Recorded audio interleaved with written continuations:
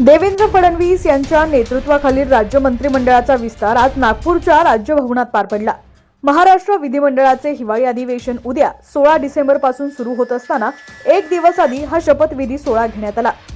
1991 नंतर प्रथमच नागपूरमध्ये मंत्र्यांचा शपथविधी झाला असून राज्यपाल CP राधाकृष्णन यांनी नवीन 39 मंत्र्यांना पद व गोपनीयतेची शपथ दिली। मंत्रिमंडळात कोणकोणत्या नेत्यांना स्थान देण्यात आलेलं आहे हेच आपण या व्हिडिओच्या माध्यमातून पाहणार आहोत। त्याआधी तुम्ही HPN मराठी न्यूज चॅनल पहिल्यांदाच पाहत असाल आणि अजूनही चॅनलला सबस्क्राइब केलं नसेल तर नक्की सबस्क्राइब करा, जेणेकरून आमचे अपडेट्स लवकरात लवकर तुमच्यापर्यंत पोहोचतील।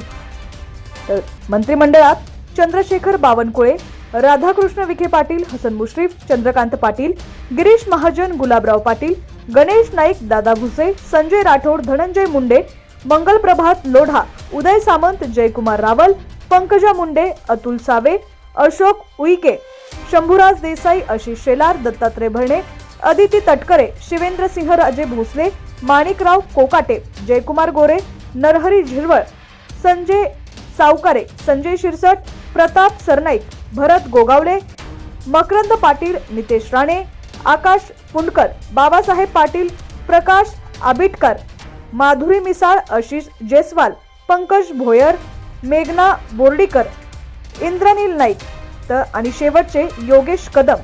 दरम्यान महायुतीच्या मंत्रिमंडळ विस्तारात प्रादेशिक आणि जातीय संतुलनावर भर दिल्याचं दिसतंय।